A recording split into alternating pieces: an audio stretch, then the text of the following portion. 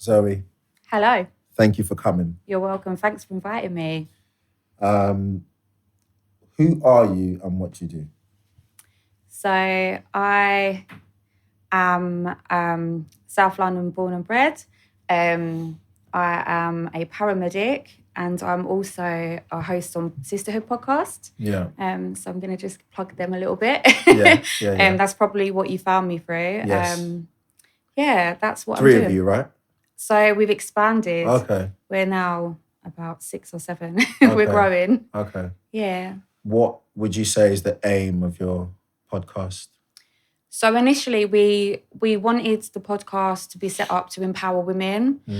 We see lots of online spaces that are predominantly for men and really good ones, actually, where there's like the mentorship, giving advice, and the female kind of spaces were very toxic. So a lot of the conversations we were seeing, female podcast-wise, were all around kind of trash talk, the OnlyFans girls, that kind of content. And there weren't a lot of female-based podcasts that we were seeing that were doing more of the like important social issues, raising awareness. And I would also say like the empowering thing. Yeah. So that's that. Yeah, we're heavy on that. Okay. What was life growing up for you in South London? South London, eh? Life for me growing up in South London, I had a mum and dad that were together until I was about 8. I'm the eldest. So when my parents divorced, they both had a child with their new partners as well. So I've got 3 younger brothers and a younger sister. Okay. Come from a working class family, just humble, normal, everyday family. Life was pretty good. I think even though I didn't have a great example of relationships from my parents, obviously because they divorced, my nan and granddad had like the proper old school, old fashioned relationship. And that is what like I saw. So that gave me a really solid, healthy kind of, that was the hub, that's where everyone went. Do you think that tells a story? Because I hear, kind of things like that all the time where the grandparents were together for 50, 60 odd until they died or whatever. But then parents, not so much. And then even today, even less. Yeah. There aren't even really relationships today. No, I agree. And I think like when we look at our grandparents' era, they didn't have, the man wasn't scrolling through Instagram liking 100 different half-naked girls' pictures, or the girl wasn't getting lots of attention from men, and we didn't have these outside influences. We were more, we had our nuclear families, we had our local community. Now social media has opened us up to the whole world. So we can talk to people from London to Birmingham to Newcastle to wherever in the country. To Dubai. To around the world, yeah. So back then you were sort of more of a unit, wasn't you? And I think, yeah. What do you think's better? The old way. Yeah. I would happily go back to, I always say I was born in the wrong time. I would happily go back to my grandparents' era and not have all the luxuries that we have. But I just feel like life was so much nicer then. I feel like families really stuck together, Everyone went round to the grandparents on a Sunday for dinner and everyone was really close. There was a sense of community. That's not there anymore. Going back to your grandparents' era, is there some bad that comes with that though? Because it's like... Yeah, of course. Every generation has its issues. Yeah. Ours has lots of issues and the future generation, the children that are growing up now, like even now I look and I just think, wow, I'm so glad that I grew up in the era that I did, because I grew up without social media. We didn't even have internet when I was young. Computers, I don't even think were around until I was like leaving primary school. So I look at children now and you see like 3-year-olds on iPads. Like, I think the old generation did have its problems. The new generations do as well. But our problems are more toxic and more detrimental to society, I would say. Yeah. What do your siblings do? They all do a variety of things, actually. One's in like retail, one's like HGV driver. Yeah. My sister, they're all working. They're all employed. They're all they're all really functional. Any families, relationships, marriages, siblings? Pretty much everyone in my family has long-term relationships. The younger generations don't get married so much. I think that's just a common trend now. I don't think marriage is really something that lots of younger people do anymore. But yeah, long-term relationships though. Are definitely. you in a long-term? Not at the moment, no. But your parents broke up when you were 8, but your grandparents are still together. So they've both passed now, but they was each other's first love and they stayed together until they died. So they never knew anyone else. I don't even think they dated anyone else. I think they were their first ever relationship. They've done that whole courting thing that has gone out the window now. We just swipe left, swipe right, and that's it. Which is a shame. I think it's a shame. You're a paramedic now. What was your dream job as a child in primary school? So my dream job was to be a nurse, actually. I've got a photograph of me when I was about 6, dressed in a nurse's uniform, which is quite cute. And now I'm a paramedic, so it's not really that far removed from what my dream was when I was younger. I just realised that being in one place all the time wasn't for me. I couldn't work in the same hospital, seeing the same people day in, day out. My job gets me around quite a lot, so yeah. I'm going to touch on a bit of a sensitive topic now. If I remember correctly, I think you lost a child. Yeah. Do you have kids at the moment? Yeah. Like how many? So I've got 3 daughters. Okay. They're all older now. My youngest is 12, so they're all kind of growing up now, I guess. They're all kind of independent now, just need a bit of guidance and money usually. But so my daughter that passed would have been 17 yesterday. Would that have been the oldest? No, she was my middle. Okay. In between. Yeah. She would have been 17 yesterday. And it was her that actually inspired me to go and become a paramedic, because even though being a nurse was always my dream, I hadn't really had the motivator to go and make me do something about it. So yeah, that's how I ended up becoming a paramedic, to be fair. We can stop talking about it at any moment say so. I'm fine. Yeah, no, I'm okay. But I just want to explore like grief for a bit. Yeah, that's fine. So like what was it like losing her, and how did you recover? Because to me, that's like the ultimate heartbreak. I don't have any kids. I've never had kids, and I can't feel what you can feel because I've never had kids, but I can just imagine. I think I can feel how painful that might have been. What was it like from someone who actually did go through that?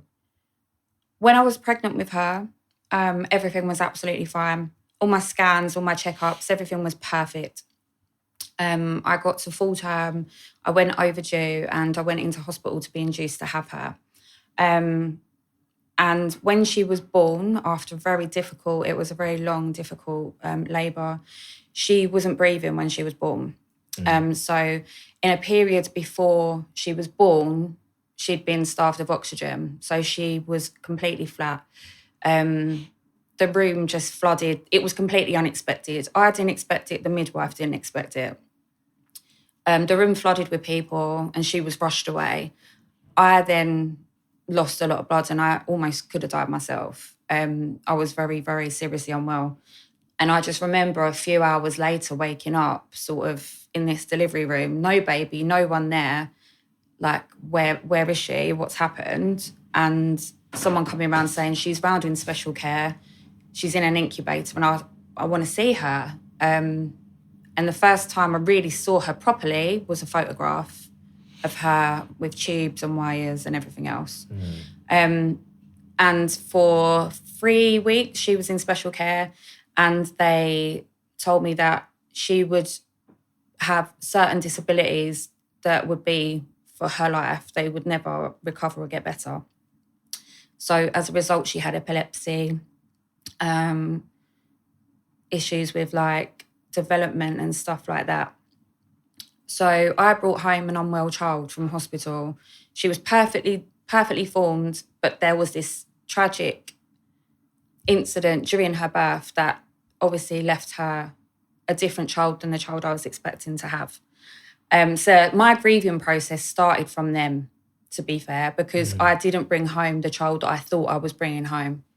And for the year that she was alive, I had to do a lot of medical things to be her mum. I couldn't just be her mum. I had to monitor her, give her medication.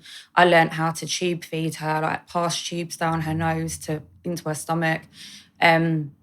So I think I was grieving for her before I even lost her, to be honest. Google is obviously a very dangerous thing in most people's hands when it comes to medicine. And if you start searching medical terms or you start looking into things, you'll find things that are not nice to hear. And I remember at one point typing certain things and conditions into Google because I just needed an understanding of what was going on and the prognosis and things like that, and the level of impact that her brain injury had caused. Basically, the prognosis was that she wasn't going to live to adulthood. So I went through a grieving process for a while. And then when she was 1 year, 1 month and 1 day old, I woke up in the morning to go and check on her like I would every other day, and she'd gone. That moment, obviously, when something like that happens to you, it's so shocking. It's, even though I'd gone through this process, you still never think tomorrow's going to be the day. You never anticipate it's gonna happen, because how would you live? Like, you kind of just have to put it away in a box and just carry on. And I went and found her. I started doing CPR on her while we was waiting for an ambulance to arrive. An ambulance arrived. They took her to hospital. They carried on trying to save her. And got to the hospital, and after about half an hour, they came and told me. And I just remember falling to the floor. I remember that, that thing that people say when they can hear someone screaming, but they don't know it's them until afterwards. That happened. Then it was just such a blur. The weeks afterwards, preparing for her funeral, I don't remember a lot of. I think I was just in shock. And then for probably around about a year, I was a lost soul. I was just a lost soul. My daughter, who was a couple of years older than her, would go and stay with my family, and I would just drink all the time, go out partying, hanging around with people that like didn't really know about what I'd been through, because it was almost like they don't really know what I've been through. So whilst I'm with them, I don't have to talk about it. I can just be me for a day. Just going out drinking, really toxic, unhealthy coping mechanisms. And then I got to a point where that wasn't helping anymore.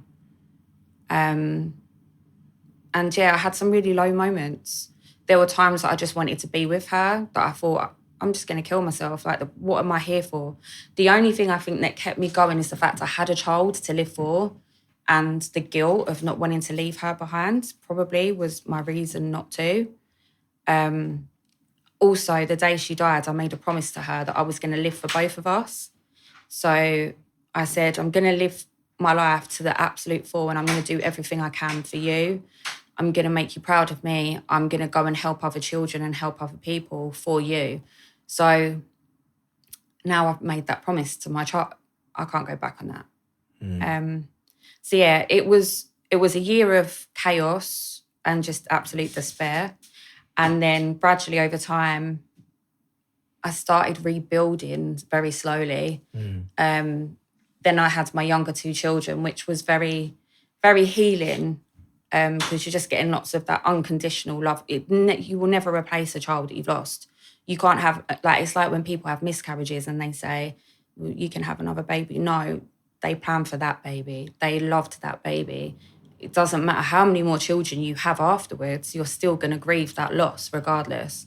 And then a few years down the line, I started my career as a paramedic. So again, that was a bit cathartic. It helped me overcome. It's almost like being a paramedic, going and helping people in them life or death moments, going and helping people. It's like redressing the balance for me. Because every person I help, it's like potentially another life that I've saved for my daughter. Yeah. So yeah, she had a very short life. She was only here for 13 months. But in her name, how many countless people have I actually helped in their darkest hours, their worst moments, life or death, literally saved with my hands in her name. Like, I know that her loss is never, ever going to be, it's never going to be made right in my head. I feel like you lose them over and over again every single day. It can be the smallest thing. Someone will say, how many children have you got? Do I tell? You know, it's that thing. Do I tell them? Do I not tell them? Do I tell them about the children I have got right now? Or do I tell them about the child that I had and lost? There's constant reminders. Yeah. You never get away from it. You just learn to live with grief. Your life is always going to be different. Yeah. They say what doesn't kill you makes you stronger. And I believe that to be true. However, with the particular case of death, I'm not sure. I don't know about if it's true there. Is it true? I think maybe in some ways it does make you stronger. In other ways it makes you,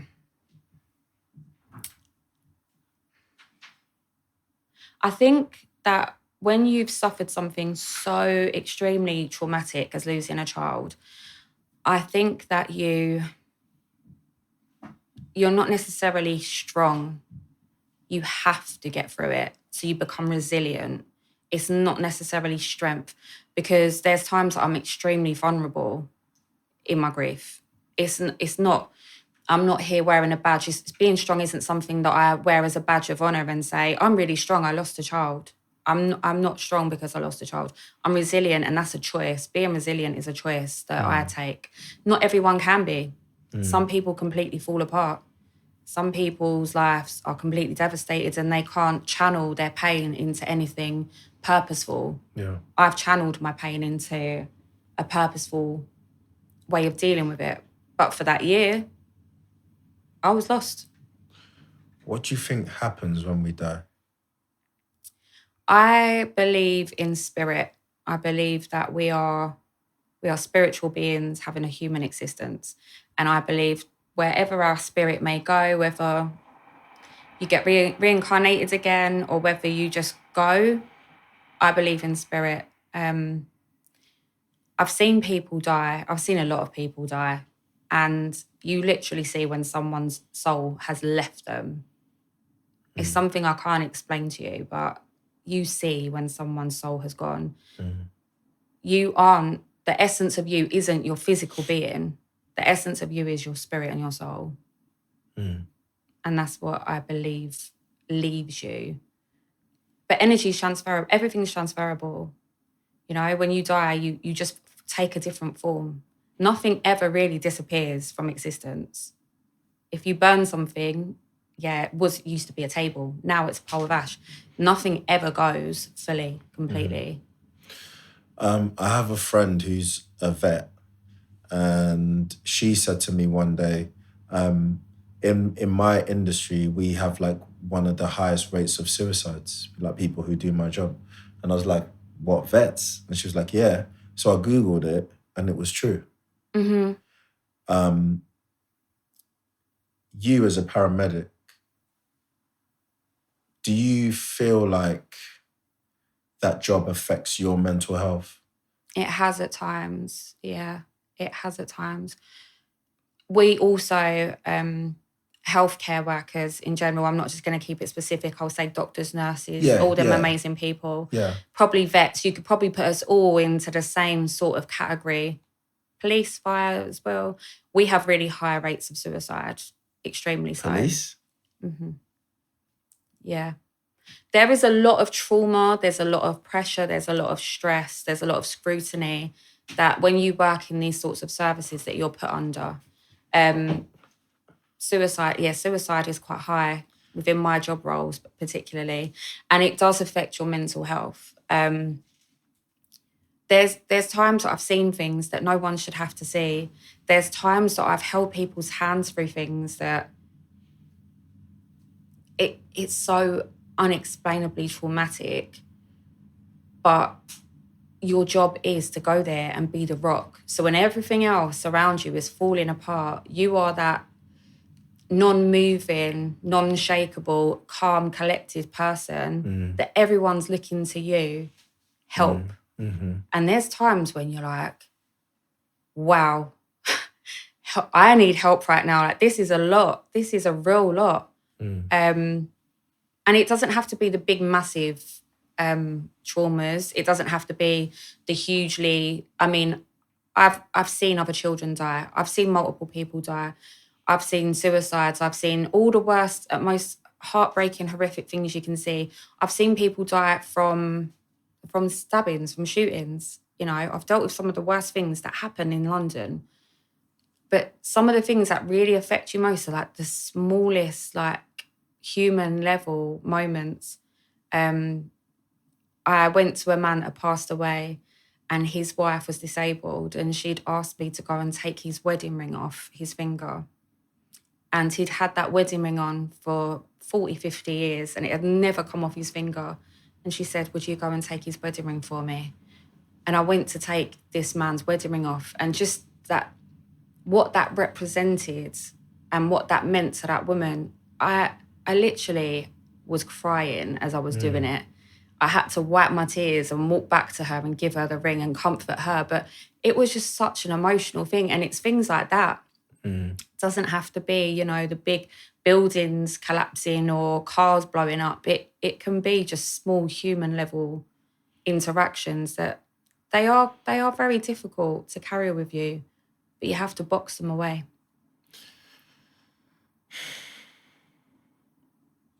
What are some of your coping mechanisms?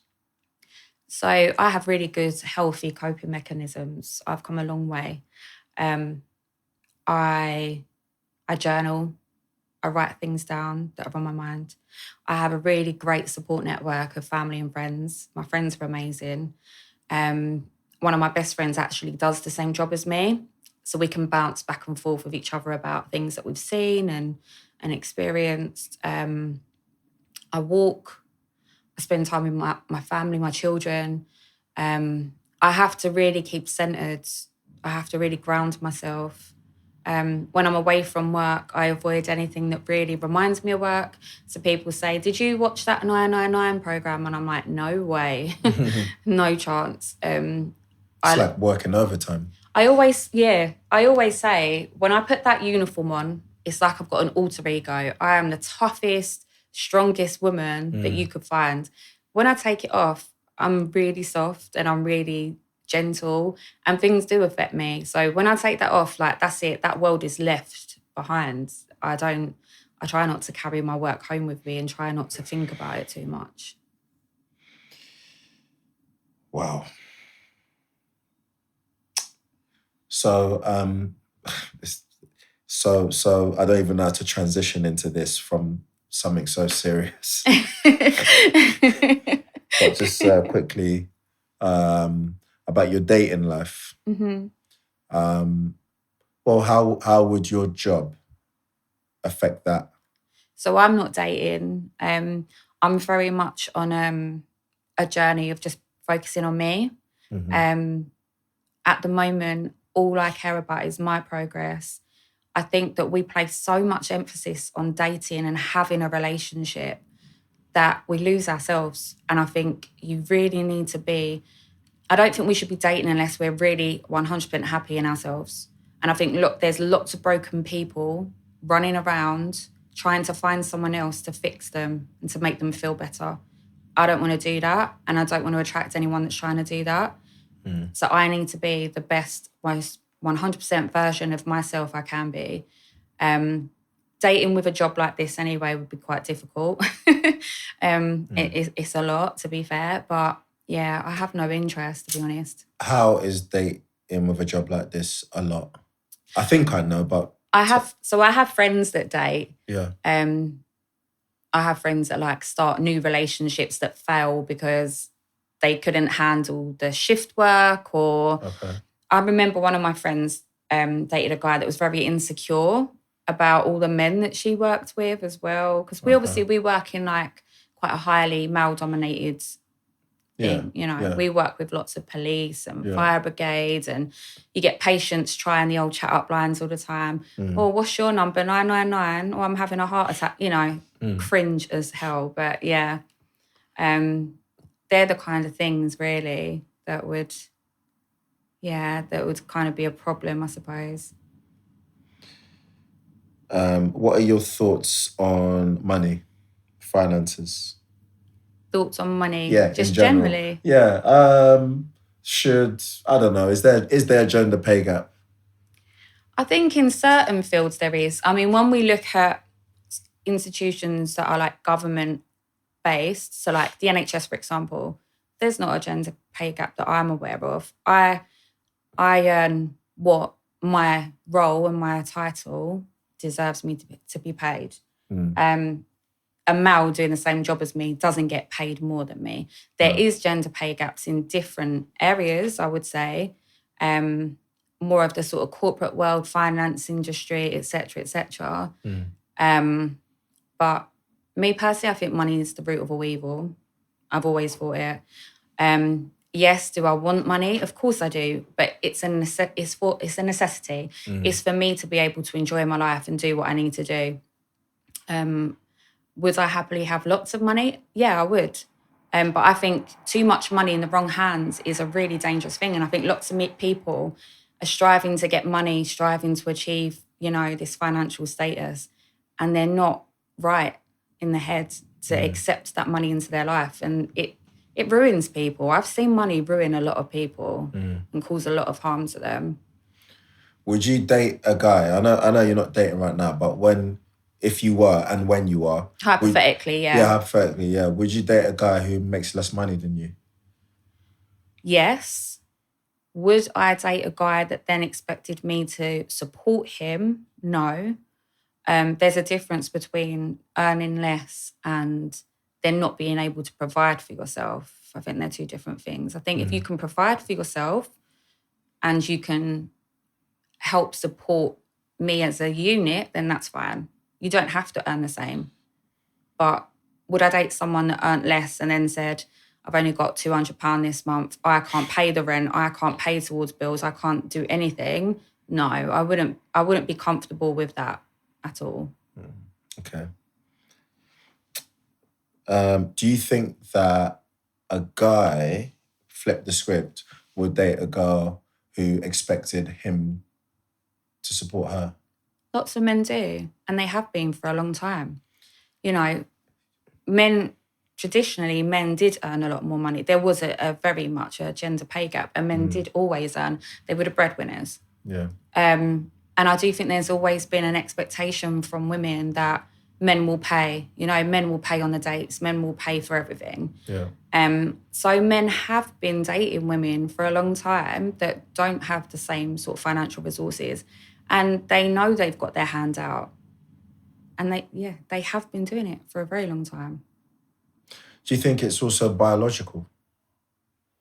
That obviously there's that instinct for men. I believe in the traditional roles of men and women. I do believe that the traditional feminism movement was very appropriate. I think we needed to get more rights for women, but I believe in traditional gender roles. I think men should be providers, protectors. They should guide women. They should be the head of the house. They should be leaders. And I think women I'm in my element when I am being a nurturer, when I'm cooking, when I'm doing things in the home, yes, I want to make my own money. I want to be independent. Absolutely. I don't want to be a kept woman, but I want to be a woman. And I feel that, I feel like the roles kind of reversed a lot now with men and women. So with that feeling then of the roles being reversed, what would be your message out there about that? I think for women to be in their most feminine, soft era, they need to allow men to be men. We need to stop.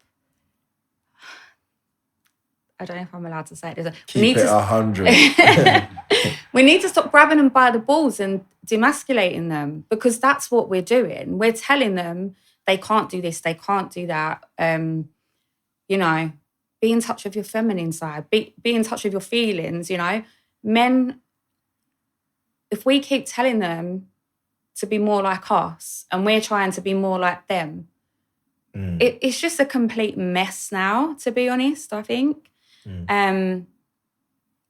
I know quite a lot of women that, have men running around in circles for them. And I just think, why? What are you how can you respect a man that is not able to lead or guide or be strong if you can literally just click your fingers and make him do what you want him to do? I want a man I can respect and look up to. Yeah, it's pretty much that's it.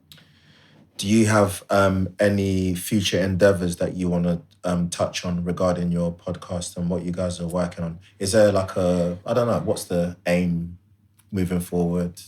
We're dreaming big. Okay. So currently we are all about giving people a voice. So that's your everyday person that's got a story, because I think so many people have a story to tell. So many people are very interesting. And I think we can learn a lot from just everyday normal people. Yeah. We've had people on that have had bereavements. We've got an episode coming up where a woman's child was murdered. Men, mental health. We champion men coming on, telling us how we as women can support them, because I think that's really important. Because I think women do too much sometimes and they don't give men space. Sometimes it's just a space thing. So yeah, bigger guests, well-known faces, people that are doing work in the community. Yeah. Them kind of things. So yeah, that's what we're working on right now. Our aim is to be an urban loose women. We want to go on TV. That is what we're aiming for. We're aiming for TV. Okay. And we will get there. In one way or another, we're going to get there. I think a lot of what we do is quite positive, so it's slow. It's harder to get positive messages out. When we put a clip up of someone trash talking or someone being really negative, it circulates really quickly. Yeah. When we put a really positive message out, it's really slow. Interesting. People love the negative. Yeah. People love to see women online talking about how they was giving oral sex to something, that spreads all across Instagram, YouTube, etc. We're having people sitting there talking about really positive, impactful things. It takes ages to get out. It's the world we live in. But with patience, with hard work, we're building, we're getting there, we're growing. We've been nominated for Creative Industry Award for Podcast of the Year. Sick. We are in a category with Shits and Gigs and 3 Shots of Tequila. Okay. So we're finalists for that. We've beat off lots of other competitions to get in that. And we are very small compared to our other 2 finalists. Yeah.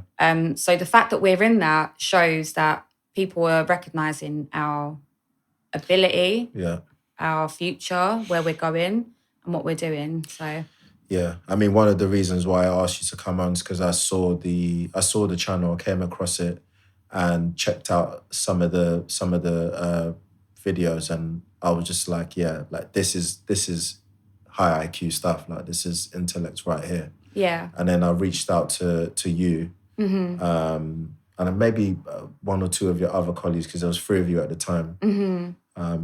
And you got back to me. So yeah, thanks for coming on. Oh, that's fine. Good luck with it. Thank you. And hopefully speak to you again in the future. Yeah, definitely. Thank you for having me. Welcome. Thanks.